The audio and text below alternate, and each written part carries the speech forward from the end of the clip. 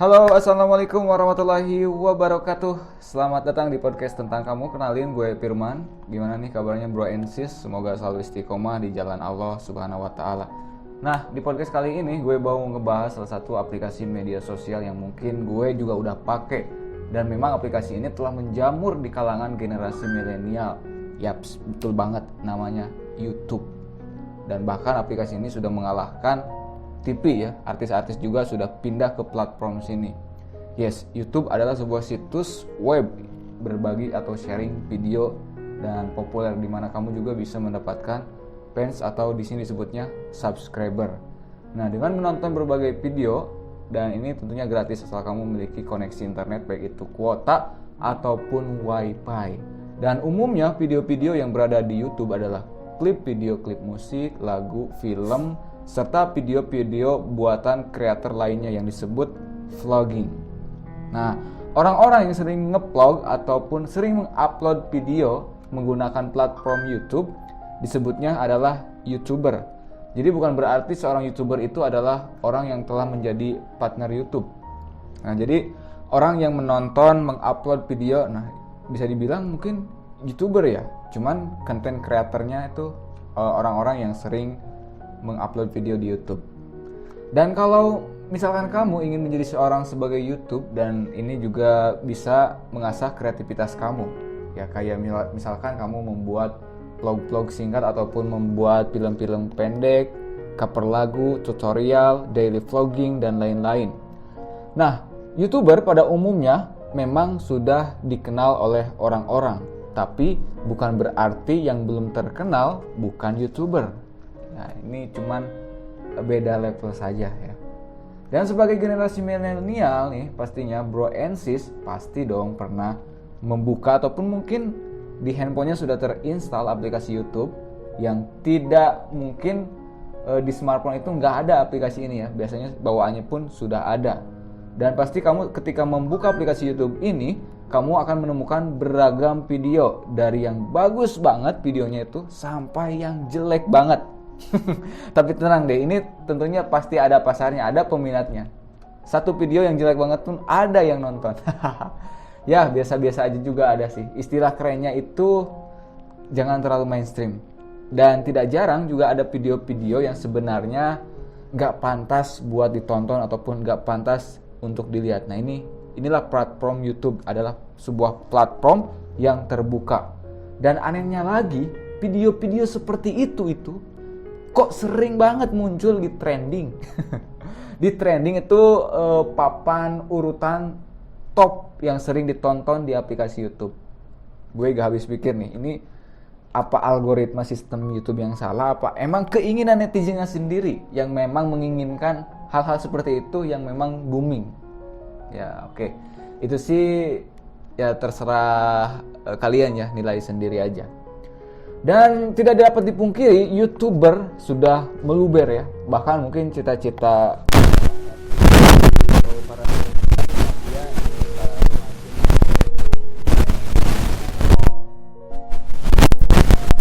itu sih tergantung kamu sendiri. Kenapa sih banyak orang-orang yang pengen jadi YouTuber gitu kan? Kalau kita bertanya, intinya menyasar kepada pertanyaan itu. Ya kalau ditanya kenapa, alasannya banyak dan beragam. Beragam banget ya. Mungkin bro and sis yang pertama ada yang sekedar ikut-ikutan teman. Ada juga yang tergiur dengan pendapatan para YouTuber yang katanya bisa berdolar-dolar. Malah ada yang karena gue emang bikin YouTube tuh karena gak ada kerjaan aja gitu. Ada juga yang begitu. Tapi ada juga yang begini, ya gue sih mau mengembangkan kreativitas gue gitu kan. Ya banyak deh pokoknya, itu mungkin hal ataupun dorongan-dorongan yang menjadi motivasi untuk meraih cita-citanya menjadi seorang YouTuber. Nah, bagaimana nih kalau dengan kamu? Karena ini podcast tentang kamu. Jangan sampai ya kamu cita-citanya cuman setinggi pengen jadi YouTuber aja. Nah, kalau dijadikan sampingan aja bagaimana? Ya itu sih kembali kepada kamu. Yang penting kontennya itu bisa bermanfaat, bermaslahat, dan membawa kebaikan. Nah itu esensi kita untuk menjadi YouTuber itu. Adapun mungkin bonus-bonus yang nantinya akan didapatkan itu menjadi bonus-bonus tersendiri untuk kita, selain bonus yang utama adalah pahala untuk mendulang di akhirat nanti. Nah, sayangnya kebanyakan orang yang ingin menjadi YouTuber karena diiming-imingi popularitas dan juga mendapatkan penghasilan yang luar biasa besar, dan penghasilan itu dapat tergantung dari bagaimana jumlah viewer pada setiap video yang diupload.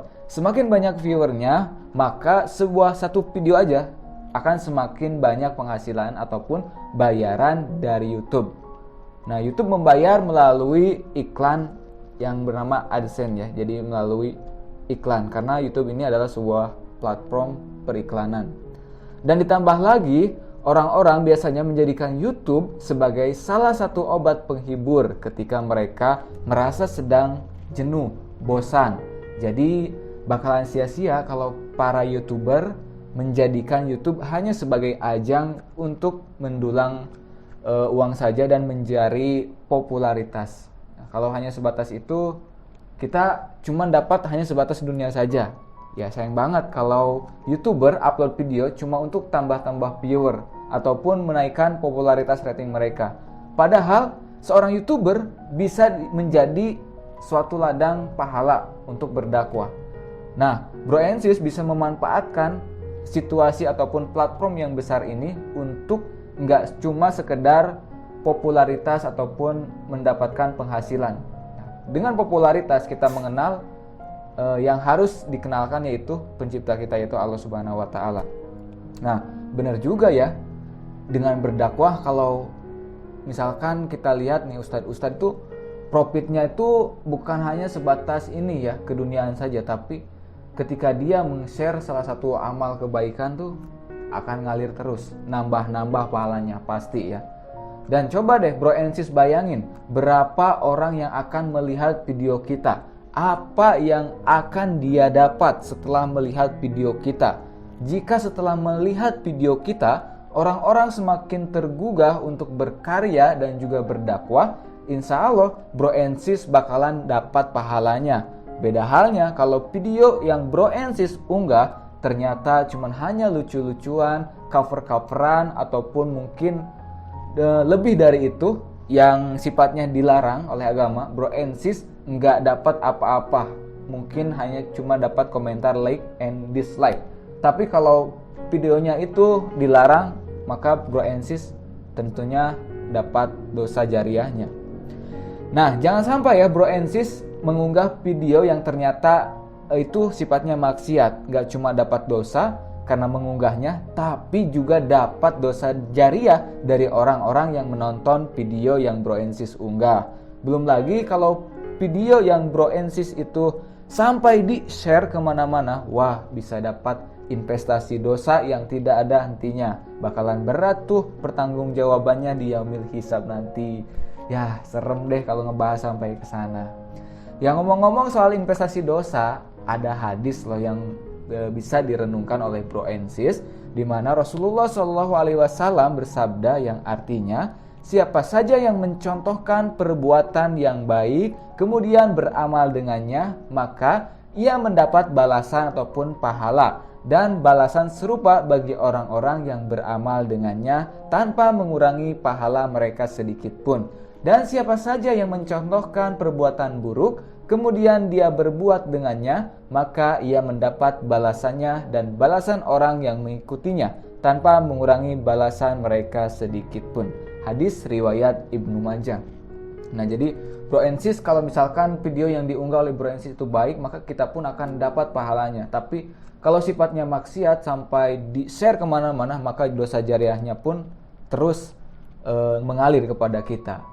Dan ada beberapa contoh kasus nih Bro and Sis yang belakangan ini booming di YouTube, didera banyak masalah, dan mulai dari keberadaan video misalkan terorisme, maraknya konten-konten predator anak, hingga kasus apalagi ya, mungkin yang terbaru ya gak usah disebutin, pokoknya udah banyak banget video-video yang memancing kontroversi karena misalkan video bunuh diri saja sampai diunggah ke YouTube.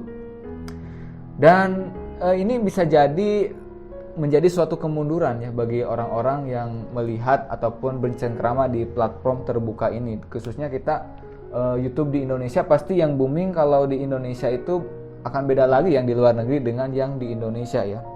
Dan serem juga kalau sampai yang booming di Indonesia itu hal-hal yang sifatnya negatif yang nantinya akan merusak generasi tunas penerus bangsa dan negara.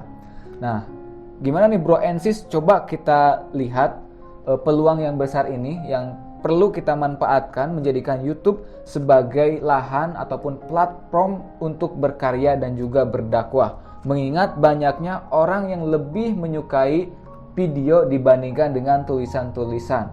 Ya, karya-karya dan juga dakwah bisa saja menginspirasi banyak orang. Betul? Apa betul banget? Kalau menurut aku sih betul banget. Tapi jangan asal main unggah aja ya. Karena ada beberapa teknis yang perlu Bro and Sis perhatikan sebelum mengunggah video di YouTube. Seperti misalkan judulnya, thumbnailnya, deskripsinya, CEO-nya, dan lain-lain. Lalu Bro and Sis harus gimana nih? Ya buat deskripsi dan judul yang menarik, semenarik mungkin untuk menarik orang untuk melihat video kita.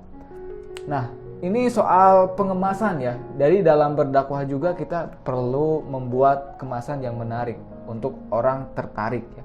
Setelah tertarik, orang akan tahu dan menonton dan melaksanakan, nantinya pahalanya juga akan kembali kepada kita. Nah, kalau udah bisa menguasai teknik ini, jangan lupa ideologisnya ya Bro and Sis, maksudnya tuh harus punya pemikiran untuk mengembangkan dakwah dan meninggikan kalimat Allah ataupun pemikiran islaminya. Karena harus ada pemikiran islaminya untuk menunjukkan bukti bahwa orang muslim itu bisa menghasilkan karya yang luar biasa. Dan so pasti dong, supaya konten video yang Bro and Sis buat ataupun yang Bro and Sis unggah itu menarik, tapi juga manfaatnya dan menginspirasi serta menjadi solusi untuk semua orang yang menontonnya.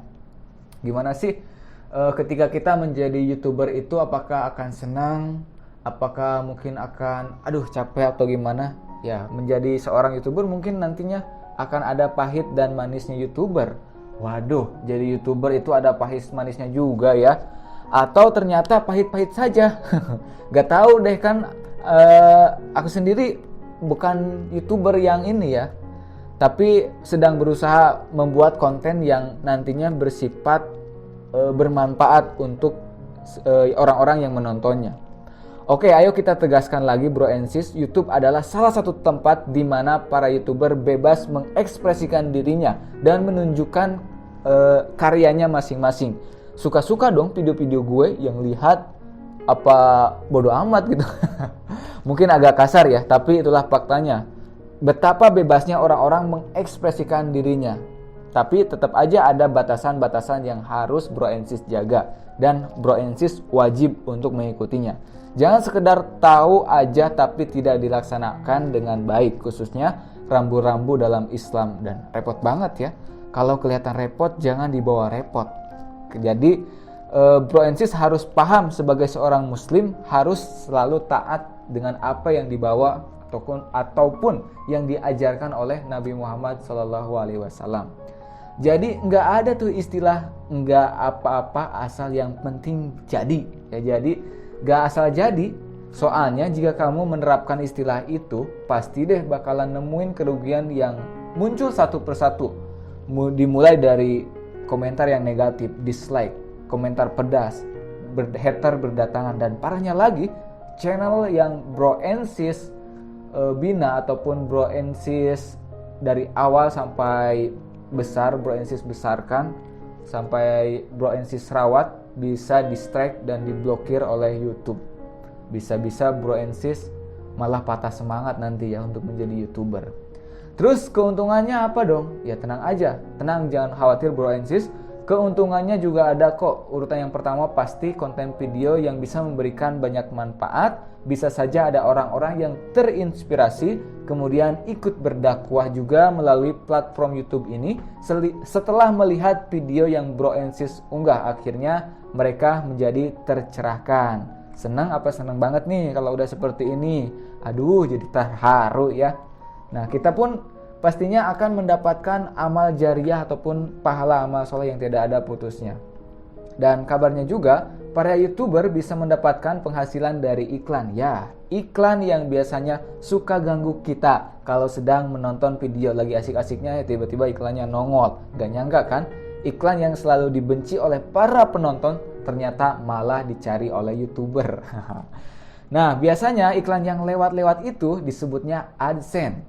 Ya, AdSense adalah salah satu produk periklanan dari Google yang keuntungannya ditentukan oleh banyak faktor penghasilan. Ya, misalkan mungkin 80% buat kreator, 40%-nya buat YouTube. Oh, 80 ya. 40% buat YouTube, misalkan 60 buat kreator, dan ya tergantung kebijakan dari YouTube sendiri. Nah, dan YouTube tentunya menilai bukan hanya berdasarkan jumlah klik ataupun view pada sebuah iklan yang suka mengganggu tadi. Ketika nonton YouTube, melainkan berdasarkan negara, topik, ataupun konten, tentunya harga iklan tersebut akan berbeda. Selain AdSense, apalagi YouTuber juga bisa mendapatkan penghasilan dari berjualan produknya sendiri. Ya, jadi kalau Bro and Sis YouTube-nya udah gede, Bro and Sis bisa manfaatin buat jualan brand Bro and Sis sendiri. Ada juga bisnis affiliate ya. Jadi memasarkan produk orang lain, nanti kita mendapatkan profit dan juga produk menjadi sponsor. Nah, Bro and Sis kalau lebih detail lagi tentang sumber pemasukan dari YouTube agar tidak salah fokus dalam membangun channelnya, marilah Bro and Sis membangun sebuah channel yang sukses, dan tentunya untuk sukses itu butuh proses yang panjang. So, jika Bro and Sis ingin menjadi seorang YouTuber, tentunya harus tahu fakta-fakta apa saja ya sebelum berkecimpung ke dunia YouTube. Nah, Bro and Sis harus memilah-milih dan harus selalu memastikan jika konten yang Bro and Sis tadi buat harus menyertakan Islam, dan jangan lupa untuk mengamalkan apa yang Bro and Sis buat dalam video yang Bro and Sis unggah. Soalnya Allah Subhanahu wa taala tidak akan menyukai orang-orang yang menyuruh berbuat baik kebaikan kepada orang lain sedangkan dirinya sendiri tidak mengerjakannya. Nah, oke, Bro and Sis, ini mungkin menjadi catatan ya. Ketika kita meng-share kebaikan itu sebetulnya kita meng-share untuk diri kita pribadi ya. Jadi selain menasihati orang lain itu menjadi nasihat pribadi kita. Oke, Bro and Sis, mudah-mudahan podcast tentang kamu bermanfaat, dan sampai jumpa kembali di podcast selanjutnya ya. See you next time, dan jangan lupa untuk support channel ini dengan cara menekan tombol subscribe, like, comment, and share, dan sampai jumpa. Wassalamualaikum warahmatullahi wabarakatuh.